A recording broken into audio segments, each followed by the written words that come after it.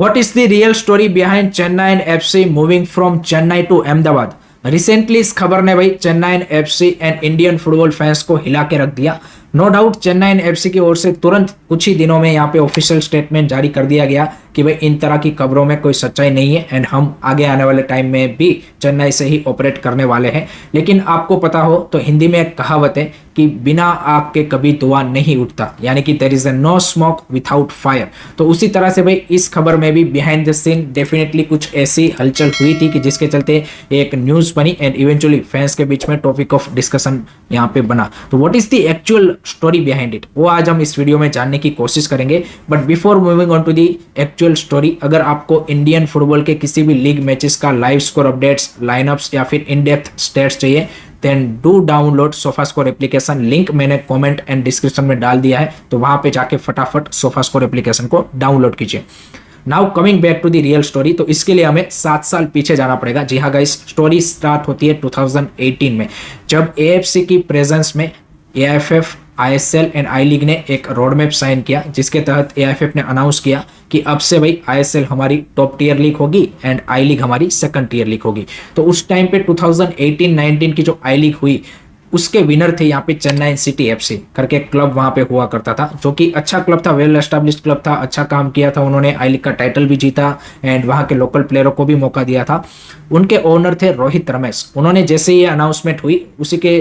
तुरंत बाद यहाँ पे 2018 में यहाँ पे स्विट्जरलैंड का एक क्लब है एफसी बासेल, बड़ा क्लब है, बड़ा नाम है, एक काफी पुराना हिस्टोरिकल क्लब है, उनके साथ मिलके उन्होंने जो आईएसएल का क्लब है चेन्नई एफसी, उनके ओनर के साथ बातचीत शुरू की और उनको एक ऑफर दी कि भाई हम आपके क्लब यहाँ पे चेन्नई एफसी को खरीदना चाहते हैं। तो उसके लिए उन्होंने डील प्रपोज की 200 करोड़ की, जो कि यहाँ पे चेन्नई एफसी के जो को ओनर है विता दानी और उन सबको यहाँ पे वो डील मंजूर थी, क्योंकि उनको भी यहाँ पे जो ये वैल्यूएशन किया गया था उससे वो संतुष्ट थे एंड उनका बेसिकली ये था कि भाई हमने अब तक जितना अपने क्लब में इन्वेस्ट किया है उतना हमें रिकवर हो जाना चाहिए। तो ये 2018 से ये बातचीत चल रही थी एंड 2019 में ये यहाँ पे स्टार्टिंग में ये डील उनके सामने यहाँ पे आप बोल सकते हैं कि फाइनल स्टेजेस में रखी गई एंड दोनों पार्टीज को यहाँ पे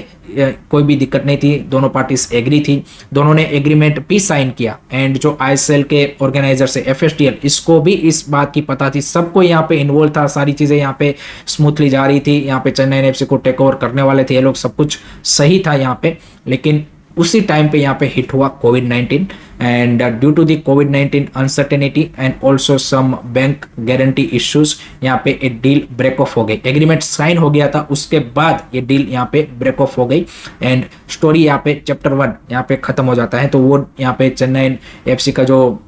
यहाँ पे ओनरशिप है वो चेंज नहीं हुआ। अब आती है चैप्टर 2 जो कि स्टार्ट होती है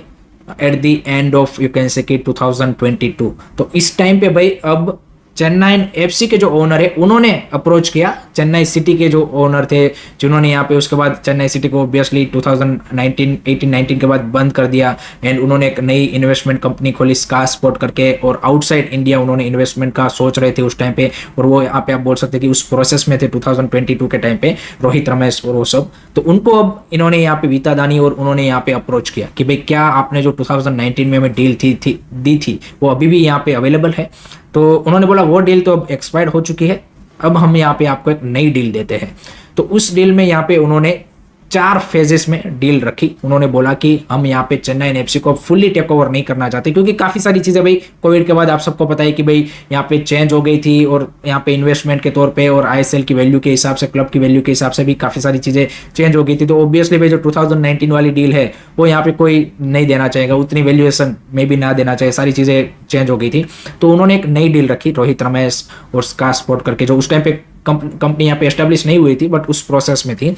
तो उन्होंने 4 फेजेस में डील रखी। उन्होंने बोला कि भाई फेज 1 में हम यहाँ पे आपका जो चेन्नई एफसी का ऑपरेशन एंड मैनेजमेंट वाला पार्ट है उसको टेक ओवर करेंगे, उसको हम मैनेज करेंगे, ना तो आपको हमको कोई यहाँ पे सैलरी देनी है, कुछ नहीं देना है, हम यहाँ पे अपने हिसाब से चेंजेस करेंगे और आपका जो ऑपरेशनल पार्ट है उसको मैनेज करेंगे। एंड अगर हम आपको उसमें 15 to 20% अगर रिडक्शन कर देते हैं जो आपका अभी ऑपरेशनल कॉस्ट आ रहा है, मान लीजिए कि अगर आपका 30 करोड़ आ रहा है एक सीजन का ऑपरेशनल कॉस्ट, सारी चीजें लॉजिस्टिकल मिला के,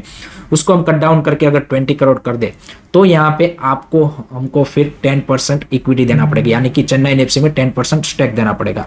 जैसे ये फेज 1 खत्म होगा उसके बाद फेज 2 में हम यहाँ पे आपकी जो रेवेन्यू है उसको बढ़ा देंगे। तो मान लीजिए कि अगर आपकी रेवेन्यू अभी 20 करोड़ बन रही है तो हम आपको अगर 30 करोड़ या फिर ज़्यादा यहाँ पे रेवेन्यू क्रिएट करके दे तो अनदर 10% आपको हमको देना पड़ेगा। फेज 3 में हम आपका टेक ओवर करेंगे youth football and academy, and उसको अगर हम वेल एस्टेब्लिश सही तरीके से रन करेंगे देन अनदर 5-10% आपको देना पड़ेगा। एंड फेज 4 में हम यहाँ पे आपकी जो फर्स्ट टीम है उसको टेक ओवर करेंगे, उसको मैनेज करेंगे, एंड उसमें अगर हम सक्सेस दिलाते हैं देन अनदर 5-10%। तो 4 फेजेस में हम यहाँ पे आपके क्लब को इस तरह से टेक ओवर करेंगे, इस तरह की यहाँ पे सारी मैनेजमेंट करेंगे। आपको हमको कोई सैलरी नहीं देना है, कुछ नहीं देना है। अगर आपको सक्सेसफुल रिजल्ट मिलते हैं तो आपको हमें इक्विटी देनी है, यानी कि 30 to 35% ओवरऑल आपको हमको at the end of this whole process आपको यहाँ पे देना पड़ेगा। रोहित रमेश एंड वीता दानी के बीच में ये यहाँ पे बात हुई एक होटल में, एंड दोनों पार्टीज, वीता दानी जो यहाँ पे ओनर है, को ओनर है चेन्नई एफसी की, वो भी यहाँ पे यू कैन से कि डील से यहाँ पे पॉजिटिव दिखी उनकी वाइब। लेकिन सीन ये होता है उस टाइम पे कि उसी दिन चेन्नई एफसी का मैच होता है, एंड यहाँ पे जो चेन्नई एफसी के ऑफिशियल्स है उनको इस बारे में पता चलता है कि भाई ऐसी एक हमारे को ओनर की मीटिंग यहाँ पे जो रोहित रमेश है उनके साथ हुई है। तो वो यहाँ पे अपना फ्यूचर को लेके अनसर्टेन हो जाते हैं, या फिर उनको थोड़ी सी यहाँ पे दिक्कत आ जाती है कि भाई अगर यहाँ पे किसी और को ये लोग क्लब सेल करेंगे तो ऑब्वियसली भाई हमारी जॉब खतरे में आ जाएगी। तो उन्होंने बाकी एम्प्लॉयज़ के साथ मिलके यहाँ पे वीता दानी जो को ओनर थी चेन्नई एफसी की, उनके सामने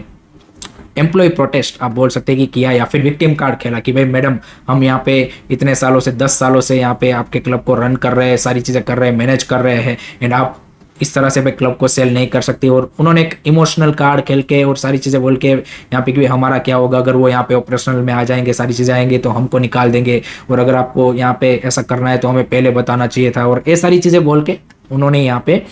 वीता दानी को थोड़ा सा इमोशनल वो कर दिया। एंड उन्होंने बोला कि भाई नहीं नहीं ऐसा कुछ नहीं है, यहाँ पे वो हम तो सिर्फ बातचीत कर रहे थे। एंड उसके बाद उन्होंने यहाँ पे रोहित रमेश को कोई यहाँ पे रिस्पॉन्स नहीं दिया उस डील का। तो वो जो सेकंड डील है वो भी वहीं पे आप बोल सकते कि ब्रेक ऑफ हो गई।